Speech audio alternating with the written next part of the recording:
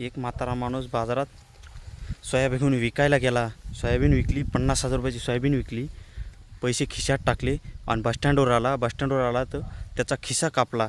चोराने खिसा हाणला आणि खिसा हाणल्याच्या नंतर तो रडत बसला. त्याला वाटलं आता आपली 1 वर्षाची मेहनत वायाला गेली पूर्ण. तो खिसा कापल्यामुळं रडत बसला. भरपूर लोक गोळा झाले, भरपूर जण आले, विचारू लागले, बोलू लागले, बसले. पण एक जण सज्जन माणूस आला आणि तो म्हणला की बाबा हे घ्या 500 रुपये आणि तुमचे खाण्याची आणि जाण्याची ही व्यवस्था करा तुम्ही, आणि काही जर अडचण आली तर हा घ्या माझा मोबाईल नंबर, मला फोन करा, लगेच मी हजर होईल.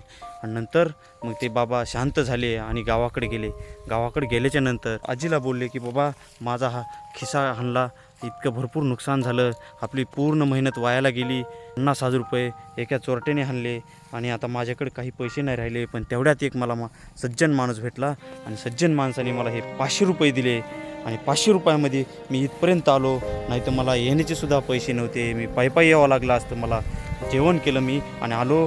आणि त्या माणसाला आपल्याला एक दिवस जेवायला बोलू, पण त्याच वेळेस त्या माणसाला 4 दिवसांनी नंतर कळालं त्यांना की ज्या माणसाने आपल्याला 500 रुपये दिले होते त्याच माणसाने आपला खिसा मारला होता. तसं ह्या सरकारचं काम झालेलं आहे. आपलेच पैसे आपल्याला लाडक्या बहिणीच्या स्वरूपात देतात. त्यामुळे हे सरकार लय बेकार.